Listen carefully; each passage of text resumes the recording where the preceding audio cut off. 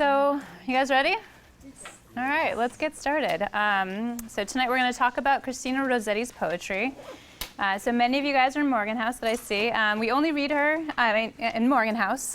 So for Johnson House, I've definitely wanted to have you guys have a copy of some of the poems that we're going to be talking about. Not sure if we'll get to all of them, but you will have them. You'll be able to continue to enjoy them.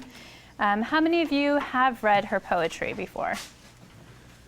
Okay, so a few of you, not most of you, so this will be fun. For those of you who have read her poetry, which poems have you read of hers? Goblin Market? Yep, same. Yeah, that's the one that's really anthologized. So if you read her in high school, that's probably the poem of hers that you read. For those of you who read it, what do you remember about it?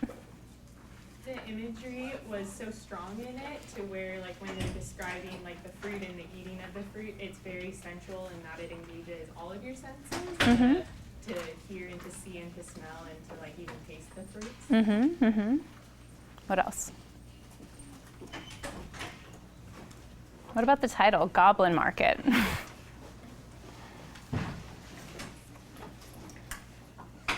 It's kind of a strange poem, actually. So it has a really strange fairy tale-like quality and kind of indeterminate meaning. And that's actually, for the 21st century, what really continues to make it a popular poem. We don't quite know what that means, and we're really curious. Why are these goblins selling fruit? It's very, very odd, and we want to know, so that's what keeps us engaged, and that's what keeps critics engaged. They have these questions, and they come up with their own theories. And that's why we read them. But in certain ways, this poem is actually quite different from the rest of her body of work. In most of her other poems, the subject of the poem really is quite clear. Rossetti constantly returns to the themes of death and unrealized love. And she also writes religious poetry in which stories and allusions from the Bible take center stage. And all this makes her, for some modern critics, an interesting poet aside from her strange Goblin Market. For some people, they think she's too obvious and not experimental enough, because especially when one writes religious poetry that's actually devotional and not ironic, what can come as a surprise? And I suspect many of us have actually read bad religious poetry. Yes? I mean, can anyone venture what made that poetry bad? Makes for bad religious poetry. Yeah. Stating the obvious. Stating the obvious. Anything else? The only imagery it would use is like cliche. Overused. That's right. So you get into a lot of cliches, and it's like, oh, well, this is like everything else I've ever read before, and it's just kind of the same. But Rossetti is not interested in obscuring her meaning or really even putting a new spin on the God of the Bible, right? She actually believes in God. She doesn't want to make him into some other that's not the God of the Bible. So that's kind of a dilemma that already she's working with. And she also seems to wear her heart on her sleeve when talking about death and unhappy love. And I think a particularly harsh reader could label her as morbid and maybe even emo, right? That kind of emo poetry. And personally, I suspect that what's annoying about poetry that we call emo is that it portrays an emotional reaction to a common experience, like not getting the girl or failing to reach one's potential, but in a way that's really self-centered. It's a common experience, but the poet writes about it as if only he or she has ever felt this way. All right, I'm getting some nods. But really, poetry at its best is about common experiences, but it gives us new insights into those experiences by having us view it through the eyes of another. It can even take an experience we haven't had yet and make it feel common to us. And it can also help put into words things we can't say for ourselves or would rather not see. And when writing about death and unrequited love, Rossetti is concerned with the unspeakable, endings, and that which never was. And these are things that we don't talk about much, especially now, and especially death. Sure, you have songs about unrequited love, but they're either a last-ditch attempt to make the person love the speaker, right? Say something, I'm giving up on you. It's a last-ditch effort, right? Or they're about just, getting over it. And you can fill in those song references. It's not very popular to talk about how you'll never get over the one you loved, or you'll just die from lack of love. And if you don't believe me, just try talking to your roommate about it. See what they say when you say, I'm going to die now because this person doesn't love me. Yeah. As for death, some of you actually may be all too familiar with death, while others of you might be too young to have experienced it. And I actually haven't had much experience with the death of people who have been close to me. My maternal grandfather died before I was born, and I was still too young to know my paternal grandparents before they died. So it's really only my maternal grandmother that I was kind of close to. And when she died, I learned what a complicated thing grieving was and how difficult it is to begin to wrap your mind around death.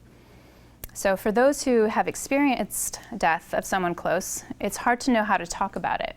While for those who haven't, it's equally hard, but for other reasons.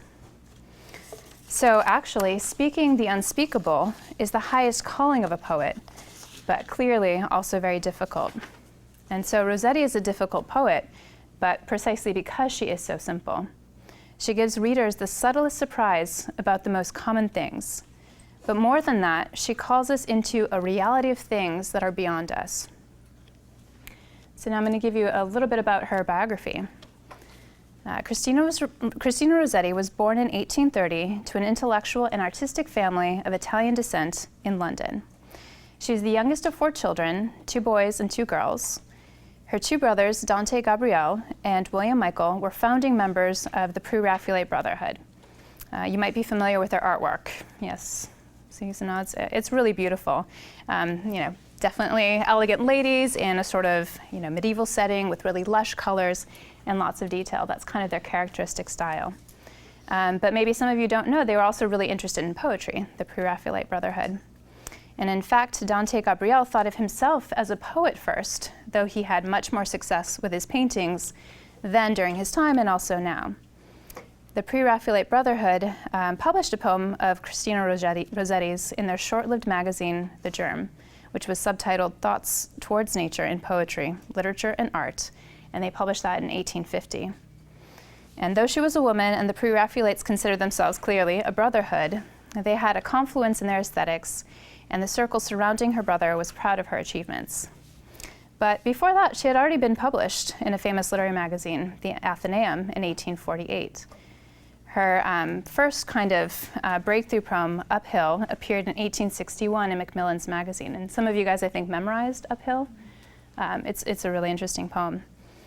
So she actually was the first of the Pre-Raphaelites, even though she's not a Pre-Raphaelite in that way, to actually achieve literary success. So definitely her brothers were an influence in her work, but I think an even stronger influence was the religious upbringing that she received from her mother, a devout Anglican. Both of her brothers ended up rejecting the faith, but Rossetti and her sister Maria became committed to it. Maria eventually became an Anglican nun, and then Rossetti wrote all these religious poems that really, George Herbert is one of the few who really have written, who has written more religious poems in the English language. So another noted influence, which I think we'll return to in a moment, is an attachment to one of the Pre-Raphaelite painters, James Collinson. They were engaged when she was 18, and he had converted to Roman Catholicism. This was prior to him meeting Rossetti, but reconverted to Anglicanism for Rossetti's sake. Sounds great. Until he converted back again. And then she called off the engagement. So this is, many critics kind of look at this moment as, well, this is an example from her own life where she actually had to renounce a love of hers. And then, supposedly, she first falls for linguist Charles Bagot Cayley. Her father had tutored him at one point, and he had translated Dante's Divine Comedy. It was a translation that was really well received. And in 1866, He proposed, but she refused him because he was agnostic. So there we have the second proposal that doesn't go through, and she never married. So that's something that many critics bring up about her. Her brother, William Michael Rossetti, published her collected works in 1904, not long after her death. And believe it or not, we actually have a first edition of that book in Biola's library. Yeah, I'm going to turn this in tomorrow, so if you guys want to check it out, it'll be there. It's really neat. Yeah, there's actually a quote in there from an Anglican minister, Charles Kingsley: "Pain is no evil unless it conquers us." And the thing about this set of collected works that many critics still today talk about is that he included a short memoir of her life. And that memoir actually forms the basis of many biographies of hers, even to this day. So it's very, very influential in the way that later critics saw Rossetti. And that's where he brings up these two sort of failed romances. And in some ways, it can be really helpful the way that he talks about her in being one of her major critics in sort of that positive sense. He talks about the way that the two main themes of her poems are the religious and the affectionate. And you can definitely see that running throughout her poems. And he also brings up something that perhaps you wouldn't have known, but also gives us some context for her poems on death. And he writes, quote, "Anyone who did not understand that Christina was an almost constant and often sadly smitten invalid, seeing at times the countenance of death very close to her own, would form an extremely incorrect notion of her corporal, and thus in some sense of her spiritual condition." So she was sick for most of her life and eventually died of cancer. So that might help us to think a little bit more when we see her poems on death. But maybe not everything that he writes is extremely helpful. So he also gives an account of her good looks. How beautiful was she? He says that she was not a beauty, nor handsome, nor pretty, nor a fine woman. She was lovely, quote, "if a refined and correct mold of face, along with elevated and deep expression, is loveliness. She was assuredly much nearer to being beautiful than ugly," end quote. So this is why you don't have your brother write your biography. And there are other things that he writes that are kind of slightly questionable. He talks about her over-scrupulosity in her writing.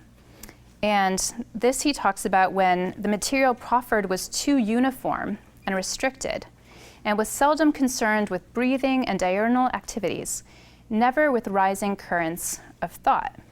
So he's basically saying, she could have been much more popular, but she just had a very narrow scope, which some people loved, but it was what it was. And then one more thing that he says that some scholars really just disagree with, the scholars who go to the archives and see, how did she compose her poems? He said, quote, "Her habits of composition were entirely of the casual and spontaneous kind, from her earliest to her latest years. If something came to her head which she found suggestive of verse, she put it into verse." And critics who disagree with that say, actually, she took a lot of time thinking about it, rethinking about it, editing her poems. So they would disagree with that statement. But it's just interesting that that's the way that he chooses to characterize her writing. So there's clearly a danger to an autobiographical reading, really, of any writer, but I think we're especially tempted to do it with poetry, and I think we're even more tempted to do it when it's poetry written by a woman. And it's almost a truism that the personal lives of female writers, including their looks, are always more scrutinized than those of male writers. Several recent articles look at how interviews of women writers today can often have that same bias. So implicit in this phenomenon, right, when you're looking at a woman's writer's sort of personal life and not necessarily her writing per se, you get the sense that women's writing might be something that's not really crafted, as Rossetti's brother comments, but something that just kind of flows from their personal experience. All right, that's one of the dangers when you read this way. And while all writers use that experience that they have, the writing can't be reduced to it if it's going to be any good. Right? Otherwise, we're back in that emo vein, right, of self-centered poetry. This is just about me and my experience. right? Because then, it only speaks to people sort of by accident. It's not kind of an intentional, this is what I want to say and draw you into. And I think that's doubly true when we consider that emotionality is particularly associated with the feminine, right? So there's an even bigger danger of that kind of emotionality when it's women's poetry. So this was something that, from her earliest critics, she'd had to kind of deal with, or scholars have looked back and said, yeah, this was something that was part of the discourse about Rossetti. At the time, Sir Walter Alexander Raleigh, who was a well-known British literary critic at the turn of the 19th century, so right at the end of Rossetti's life, he writes this kind of, really interesting quote about her. He says, "You cannot lecture on really pure poetry any more than you can talk about the ingredients of pure water. It is adulterated, methylated, sanded poetry that makes the best lectures." And it's interesting, right? Here, first of all, he's also wrong about you can probably lecture on water. We have the periodic table of elements there. But here he's talking about, well, it's the sort of the difficult poets, right? When he talks about the sanded poetry, he's probably talking about poets like Donne and the metaphysical poets, which again, I think now both houses read Donne. But he says about Rossetti, he says, "The only thing Christina makes me want to do is cry, not lecture." Well, I'm lecturing on her. She also makes me want to cry sometimes. It's right. So it's really interesting because at first he seems to be giving Rossetti the ultimate compliment. Right? Poetry is always dependent on affect, though it is filtered through the intellect. But right, perhaps it's also a backhanded compliment. Is there nothing to say about Rossetti? Can she not be analyzed but only experienced? And if she can only be experienced, what if her experience doesn't connect to ours? And also he calls her Christina. I think it's a little rude. So that's one of the things that actually Rossetti, I think, was very aware about, was the gendered issues of poetry, even in her time. So one of her famous longer poems, and I haven't included this one, but you can definitely look it up. It's fascinating. It's a series of 14 Petrarchan sonnets. It's called Mona Innominata. And it calls attention to the dearth of female voices in poetry. She writes a short introduction to the sequence explaining that she noticed how the famous female muses of writers, such as Petrarch and Dante, are written about beautifully, but they never get to speak for themselves, right? So I think most of you have already read The Divine Comedy. You get Beatrice, and what Dante writes about her is absolutely gorgeous, but you don't really get the same sense that she's involved in crafting the language. And that's even more true in the sonnets that Dante writes about her. So Rossetti chooses to write as if she were one of these Mona Innominate, or unnamed women. And it's really funny, in our edition, we actually get a note that says that, of course, William Michael, her brother, claimed, yeah, that's just a cover. It's actually really about her and how, yeah, she was in love but didn't get to fulfill that love. But let's now hear from her. Let's turn to some of her poetry, and we'll start with another poem in which she writes in someone else's voice. So we're going to start with Sappho. Just give you a second to turn to that. Okay. Sappho. I sigh at day dawn, and I sigh when the dull day is passing by. I sigh at evening, and again, I sigh when night brings sleep to men. Oh, it were far better to die than thus forever mourn and sigh, and in death's dreamless sleep to be, unconscious that none weep for me. Ease from my weight of heaviness, forgetful of forgetfulness, resting from care and pain and sorrow, through the long night that knows no morrow, living unloved, to die unknown, unwept, untended, and alone. Yeah, just take a moment there. So when you read, I think at sort of first reading, it's this just really heavy poem that seems very, very depressing. She's talking about dying, this sort of, this love that she doesn't get to experience. But then you have a very strange thing, the title, Sappho. Does anyone know who Sappho was? Greek poet. Mm-hmm. Yeah. So she was an ancient Greek poet, and she was very famous in her day. But we don't really get her poetry except in fragment form because the library in Alexandria was destroyed. But all of the ancient poets knew about her and often referred to her. So she actually, at least by the 19th century, really becomes a symbol for female poets who were publishing then.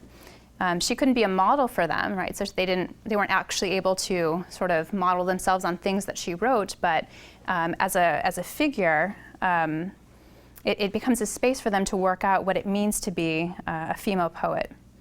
And Sappho especially came to represent the tension that many female poets felt between their public life and their private life.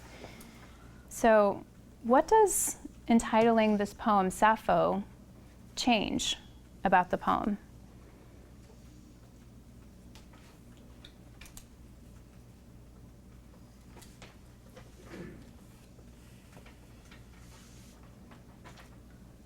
Mm-hmm.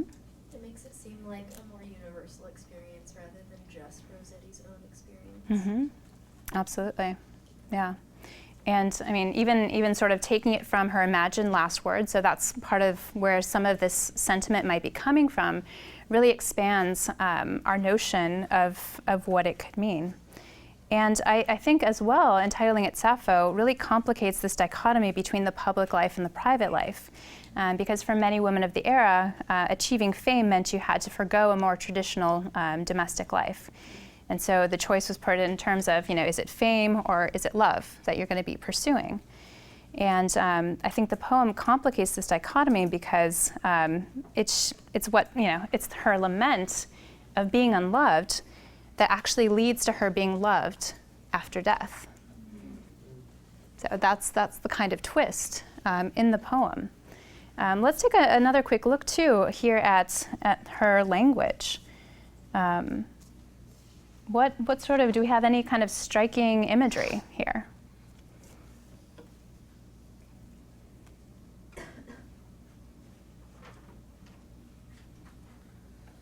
I don't know, just like whenever I hear about a day and how she's going through like the different stages of the day, Mm-hmm. and knowing that when every day ends, a new one starts, it makes her, or the pain that she's talking about seem so much longer and Mm-hmm. deeper because a day is something we experience and live through. Mm-hmm.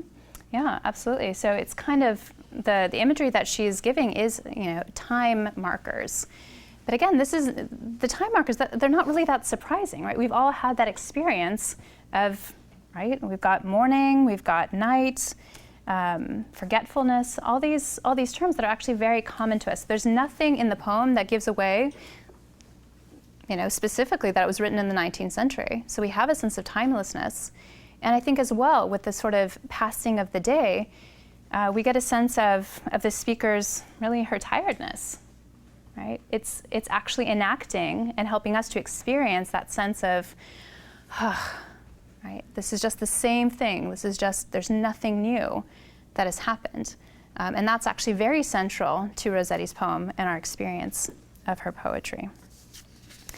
And so unfulfilled love actually leads into a shared experience in that way. And it's really through these metaphors of the passage of time, the way that her love that was never satisfied transcends time or is transformed in time, becomes the way that we can connect. And let's turn to the next poem. It's called Passing and Glassing. And the glassing here stands for mirrors. So that's one of the ways to keep in mind that we're talking about a mirror and then passing. I think what I want you guys to pay attention to as I read it is a sort of those same time metaphors, the kind of cyclical nature of time, and in the way that she writes about it. So I will read it. All things that pass are women's looking glass. They show her how her bloom must fade, and she herself be laid with withered roses in the shade, with withered roses and the fallen peach, unlovely, out of reach of summer joy that was. All things that pass are woman's tiring glass. The faded lavender is sweet, sweet the dead violet, culled and laid by and cared for yet. The dried up violets and dried lavender, still sweet, may comfort her, nor need she cry, alas. All things that pass are woman's looking glass, being full of hope and fear, and still brimful of good or ill, according to our work and will. For there is nothing new beneath the sun. Our doings have been done, and all that which and that which shall be was. So what is the poem? What is the tone of this poem? As you experience it, is it something that is hopeful, happy, depressing? What's your kind of first impression? Mm-hmm. I kind of get the impression, to go with the whole idea of mirroring, maybe, that she's almost equating or maybe whitewashing the differences between something that's withered or something that's alive by saying they're almost the same. Mm-hmm. Which I guess in that sense is a little depressing, because you want to believe that something that's lively is better. She doesn't really give that idea. Mm-hmm. Yeah. It seems a little nostalgic to me, just like the past tense and everything like fading away, but looking back at it as beauty. Mm-hmm. It seems like romanticizing like that. Mm-hmm. Really good. What is the central metaphor in this poem? What is being compared to what?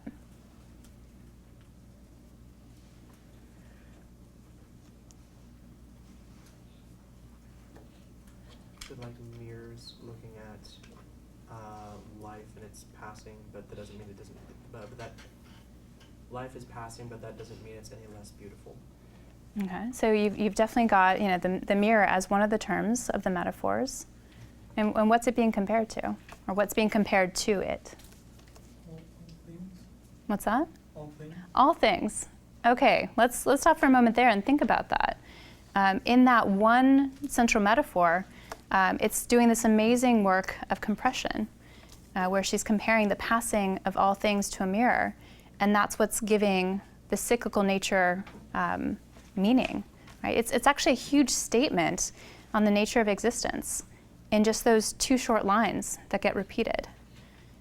So there's so much that's not being said, but the way that she writes that metaphor actually encompasses it all. The other images that we get are also kind of interesting in that what sort of other images do we get in this poem? Flowers. Yeah, so we have the roses. We also have other organic imagery, the peach. We've got lavender, violets. All those have sort of meaning for the Victorians, right? There's a well-known language of flowers. So that's her way of saying all of this means more than we think it means. And I don't need to say it all. It's sort of all there. And if you were to look up some of the meanings of the flowers, again, they kind of contrast each other. So for example, violets are a symbol of innocence, while lavender is a symbol of distrust, which is kind of sad because I love lavender. But those two things juxtaposed, right? You've got, again, a sort of a symbol of everything. And then back to the cyclical nature. And then we get a last allusion in the last stanza. Anyone know where that's from? Absolutely. So we've got this last moment where we have a biblical allusion. What does that do to end this poem with a biblical allusion?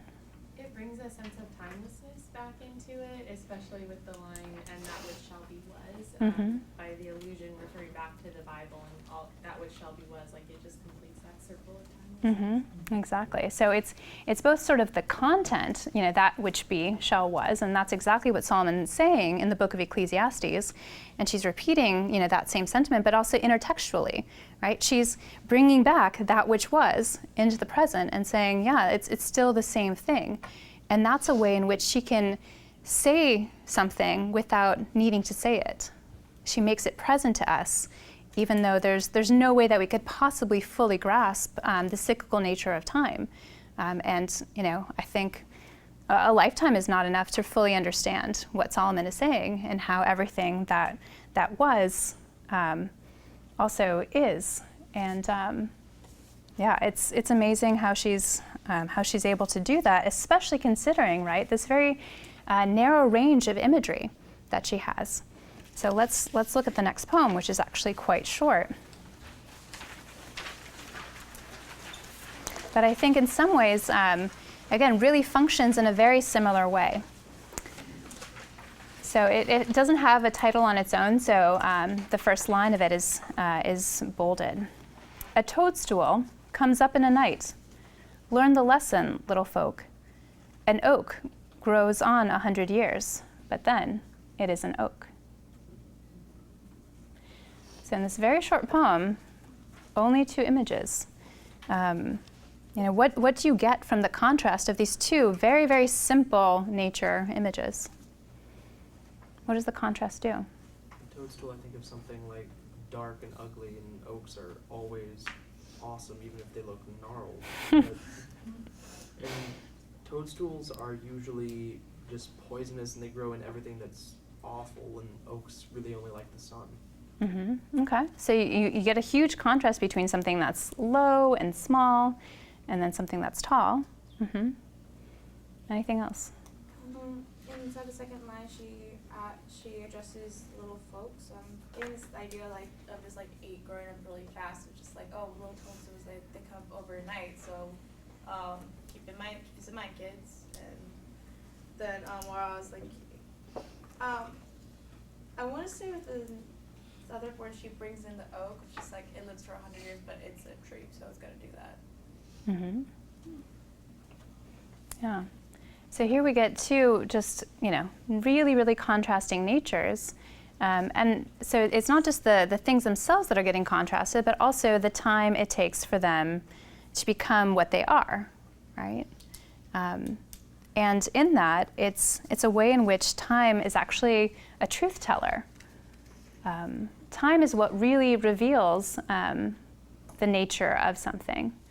And the thing that sort of comes up quickly and doesn't seem to take a lot of effort, that's going to be what it is. It's the small thing. Or the things that take time have another nature, but you just don't know that at the beginning. And I think that's true for one more short poem that I'm going to read. A linnet. A linnet is a small bird, and actually was really popular during the Victorian era as a pet. So people would have these really common birds as pets. A linnet in a gilded cage. A linnet on a bough. In frosty winter, one might doubt which bird is luckier now. But let the trees burst out in leaf, and nests be on the bough. Which linnet is the luckier bird?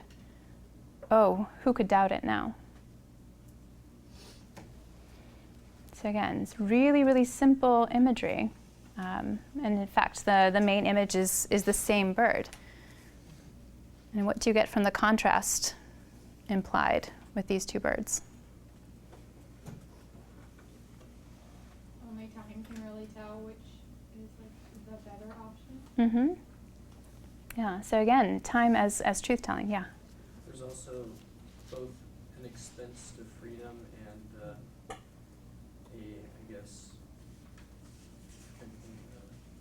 an expense to security as well. Both have their vices and virtues.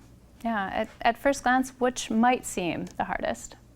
Would it be, during winter, the bird that's in the cage but is inside and is warm and has food? What are your thoughts? I think it would be harder for the bird who is out in the freezing cold. Yeah, Yeah. So even sort of with our mental acknowledgement of our love of freedom, I mean, when you put it in those terms, yeah, it'd probably be harder to be the bird that is outside. And so already there's so much that you get from the simple imagery, but then there's an interesting intertextual piece, which is a line from Tennyson, Lord Alfred Tennyson. And he writes, in a famous poem of his, he writes about the linnet born within the cage. So it seems to be, sort of intertextuality. And this is the poem where you get a very, very famous line that many of you have probably heard. "'Tis better to have loved and lost than never to have loved at all." Let's see. So that's an image, perhaps, that goes back to what is the difficulty, right? So in the sort of generalized motion that she's making, we don't really know what the difficulty is in the winter. But it could be the kind of choice that she has to make, that we have to make sometimes to let go of something. So it's really interesting how even something like this that, again, at first glance might have nothing to do with love being lost, might actually be in that same vein. Okay, how much time? Yeah, let's also read Echo. Because this talks a little bit more explicitly about love that has been lost and about death. So, Echo. Come to me in the silence of the night. Come in the speaking silence of a dream. Come with soft rounded cheeks and eyes as bright as sunlight on a stream. Come back in tears, O memory, hope, love of finished years. O dream how sweet, too bitter sweet, whose wakening should have been in paradise, where souls brimful of love abide and meet, where thirsting longing eyes watch the slow door that opening, letting in, lets out no more. Yet come to me in dreams, that I may live my very life again, though cold in death. Come back to me in dreams, that I may give, pulse for pulse, breath for breath. Speak low, lean low, as long ago, my love, how long ago. So from the very title, the poem asks us to pay attention to sounds, right? With it being called Echo, it predisposes us to think, okay, what is going to be echoed? So what sort of sounds in this poem, which words really stand out to you? What are some of the phrases? Come really stands out to me because when you read the rest of them, they're softer. There's a lot of vowels and not so strong of a consonant, but come at the beginning of every line makes the word really stick out. Mm-hmm. Absolutely. Other lines. Mm-hmm. The line, "O dream how sweet, too bittersweet." I think it's interesting how it actually mimics an echo as it spaces out a little bit each time. Oh, that's good. Yeah, I can hear that go in that. Oh, I was going to mention, yes, it echoes a sweetness, but the sweetness changes. Mm-hmm. And it's interesting how, when something is echoed over a long time, sometimes the words of it become distorted or sound differently to us. Mm-hmm. That's good. Any other phrases or words?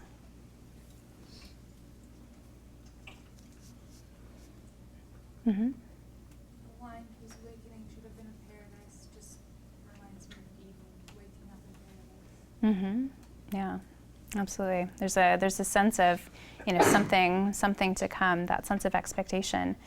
And it's really, we have all these sounds, and I don't know if it's quite as clear exactly what's happening. What is the nature of this relationship?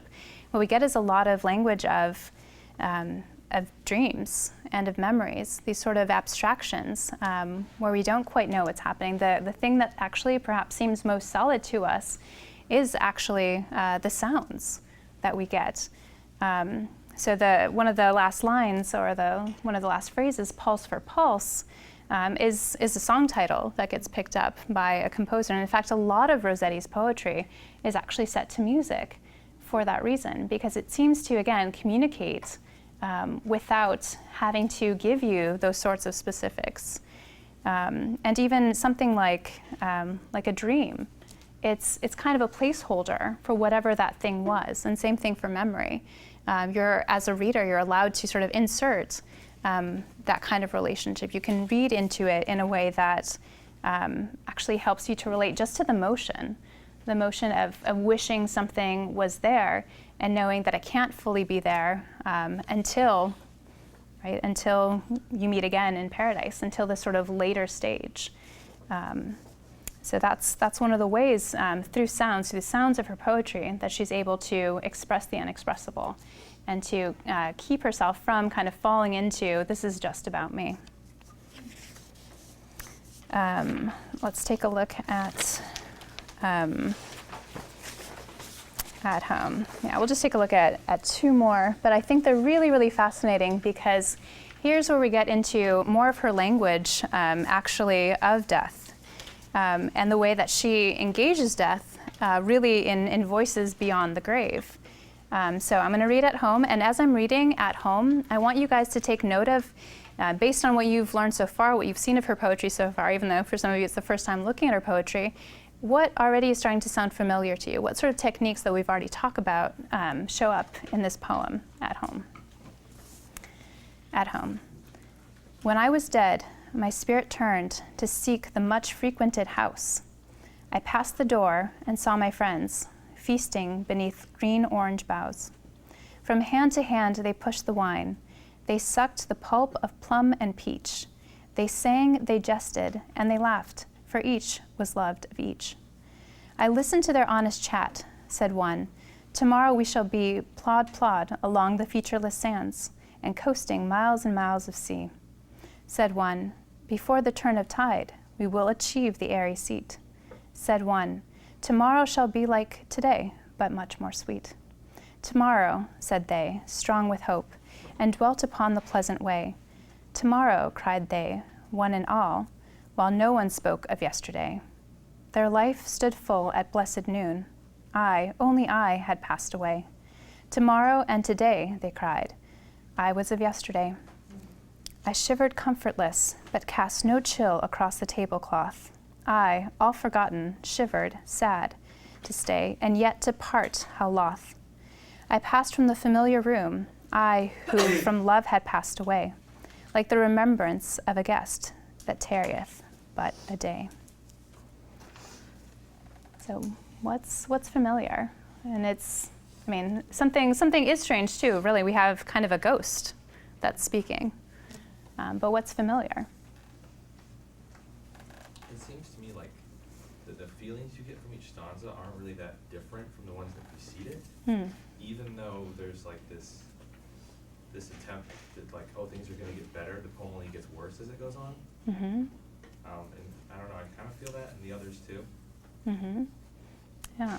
So these friends are expressing a sense of optimism about tomorrow, but that doesn't quite seem to work with the way the poem is structured. Yeah. Other thoughts? Once again, like time is the truth teller. Mm-hmm. And I mean, in a different way, like she's talking about fruits and wine, and so what you were saying about Goblin Market, and that kind of the first stanza reminded me of that. Yeah, absolutely. And also maybe the peach, right, from passing and glassing. Yeah, exactly. Anything else that seemed familiar?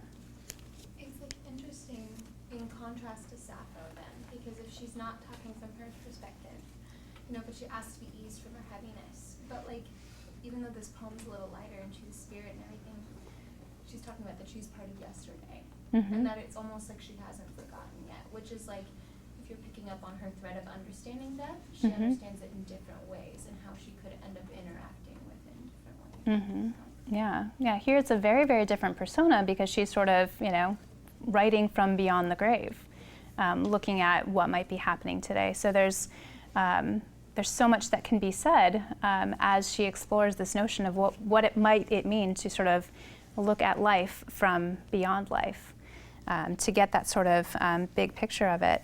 But it's really interesting with At Home, again, you have very sort of, common images. I think one of my favorite images from here is I shivered comfortless but cast no chill across the tablecloth. I love that there is a tablecloth in this poem at home, right? So what you're getting is again, really, really familiar images. And here, because she actually has many more sort of poems in which she talks about ghosts and really, participates in the folktale tradition, she's writing about the uncanny. And what this is it's a concept that's really at the heart of all folktales and ghost stories. And the concept is what should have been familiar and homey actually becomes strange and alien, right? But just slightly. So that could be, if this poem struck you as slightly creepy, that's really where it comes from. And you think about monsters, they're kind of uncanny because they're sort of humanoid, right? They're kind of like humans. Those of you who have read Frankenstein, you think about Frankenstein's monster. That's part of why he's scary. He's sort of human, but really not quite. Or if you've ever seen Hitchcock's The Birds, yeah, that's what makes it scary. I mean, they're just birds, and that makes me think of Rossetti's Linnet. They're just birds, but all of a sudden, something just goes a little off, and that's why it haunts us. And let's read just one last sonnet, and actually we'll read 28. It's part of a series of sonnets called Later Life. And here, we might not have had, a Christian ghost in this previous one, even though this ghost is making some observations about the nature of life, but definitely in 28 we do have a much more Christian viewpoint of Beyond the Grave. So, in life our absent friend is far away, but death may bring our friend exceedingly near. Show him familiar faces long so dear, and lead him back in reach of words we say. He only cannot utter yea or nay, in any voice accustomed to our ear. He only cannot make his face appear, and turn the sun back on our shadowed day. The dead may be around us, dear and dead. The unforgotten dearest dead may be watching us with unslumbering eyes and heart, brimful of words which cannot yet be said, brimful of knowledge they may not impart, brimful of love for you and love for me. So here we have another voice from beyond the grave. And it's this dead that have really superior knowledge. And it's thinking about the dead in this way is actually the very act of reflection, right? It's what allows you to think about the whole. And that's an inwardness that can both be life-giving in the way that it gives you perspective, but it can also be isolating. So here we sort of have the way in which the dead can't actually use words that we can understand. They have an aspect that's just incommunicable. And that's what Rossetti is actually trying to help us hear is actually what they can't say. So while Rossetti's concerns about death and the loss of love might seem narrow at first, her poems are engaged in showing us how wide they really are. She takes things about which we have sometimes nothing to say and makes them say everything. And for her, they are windows beyond temporal perspective into an eternal one. So that's my introduction to her poetry for you. Yep. Biola University offers a variety of biblically centered degree programs, ranging from business to ministry to the arts and sciences. Visit biola.edu to find out how Biola could make a difference in your life.